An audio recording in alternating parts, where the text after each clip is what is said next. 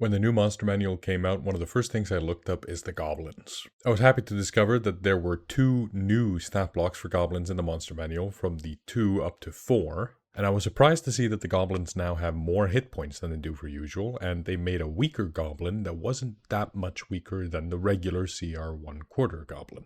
But the main thing that surprised me is the fact that goblins in the new monster manual are no longer humanoid. They're fey. And I thought that was brilliant. I've been running goblins as fey little tricksters for a while now, and I really like the idea, so I decided to make a whole bunch of stat blocks where we take the basic idea of a goblin and we make them more fey, more trickstery, a little more like a bunch of rapscallions. So welcome to Mystic Arts. My name is Daði, I'm a professional writer and director, and I've been DMing for over 10 years. Over here we have the Goblin Court, and you can see there's a bunch of stat blocks in here. I'm going to start by showing you my own version of the Goblin Warrior. This is the Goblin Warrior basically as it exists in the new monster manual, but I lowered the hit points back down to 7, and I took its advantage extra damage and I made it its own trait just so that it stands out from the rest of the abilities, and that way I can stick it more easily on other stat blocks and stuff like that. I also have had this beef with the shield in the monster manual stat block. Some monsters have a shield, but it's not clear to me when do they stow the shield, do they keep the shield up? And whenever I mention this in a video, I get a whole bunch of comments and people are saying, duh, it's obvious the intended interaction is, and then they say something else than the last person who commented something with the same starting sentence. And I don't know what the intention is, and I don't know how to rule it, and I don't like that there's no guidance on it. So for me, on monster stat blocks, I tend to just remove the shield if I'm going to give him a bow.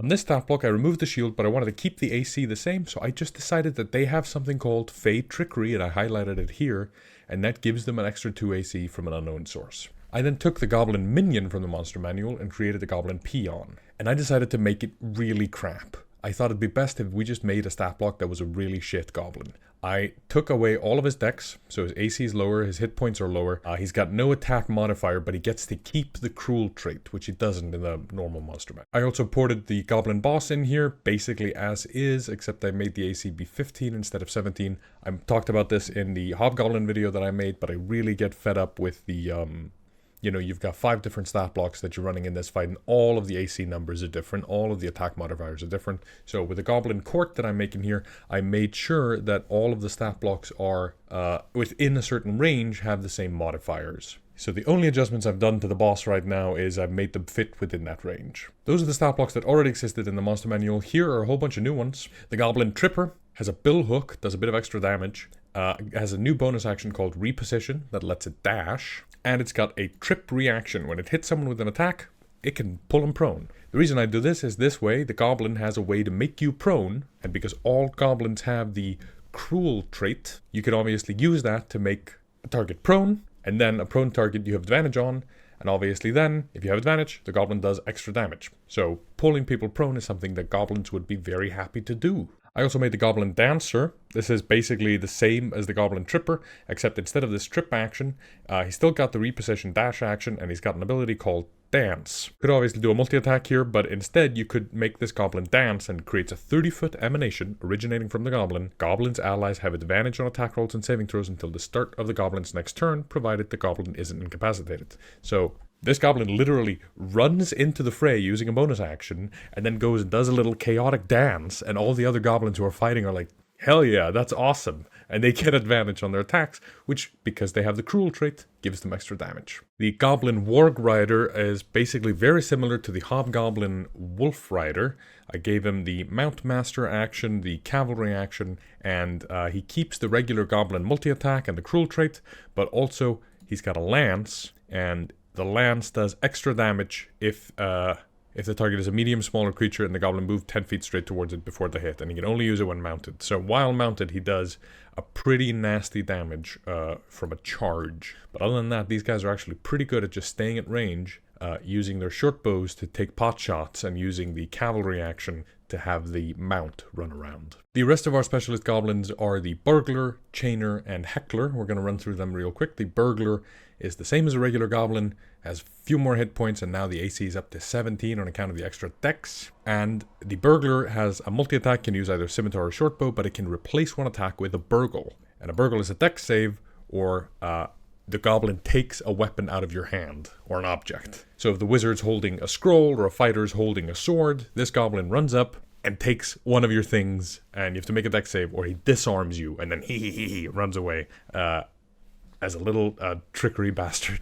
The Chainer is based on a mini I have that's a goblin with a huge ball and chain, and he's got a hand axe that does a bit of damage, but the main thing he does is this ball and chain action, dexterity save DC 14, 20-foot emanation.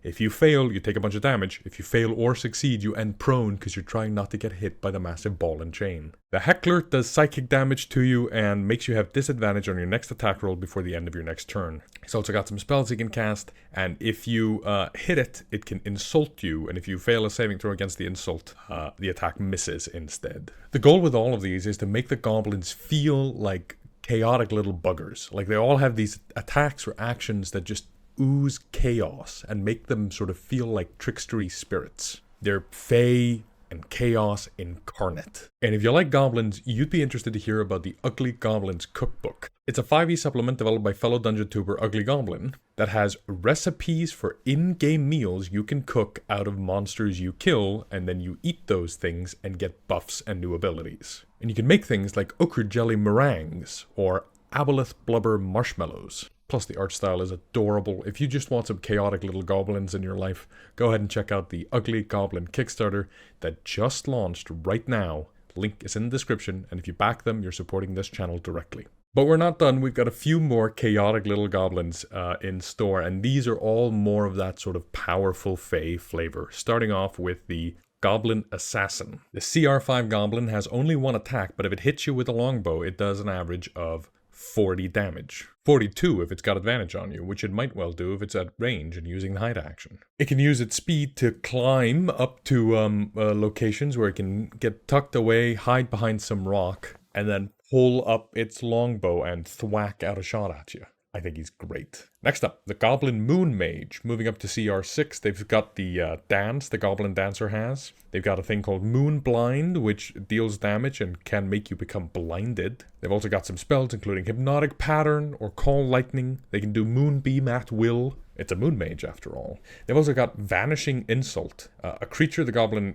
can see hits it with an attack is the trigger, the response being a Wisdom save against the triggering creature, and if the triggering creature fails, it misses the attack and is teleported to a point the Moonmage can see within 30 feet. That sounds really annoying. You run up to this goblin, you go thwack it, and he goes, and now you're 30 feet away. I would roleplay all of these goblins as they're just having a blast. Like, they're out there doing fighting, they're fighting these heroes, and they're just having fun. They've got somebody summoning the moon, they've got somebody shouting insults, they've got this friend of theirs who's popping a sick dance, and they're just giggling to themselves. Last time I ran these goblins with the advantage last time I ran the goblins who get extra damage when they have advantage, I had them all jump into a large pile of refuge, by which I mean poop, because there was an Audiog in there, and they'd already dealt with the Audiog, or they were fighting the Audiog, but the other goblins would jump into the pile of poop, take a hide action, and then they would emerge out of the poop and shoot, and have advantage from being hidden, and extra damage, so they go, hey, and shoot, and then they duck down, and then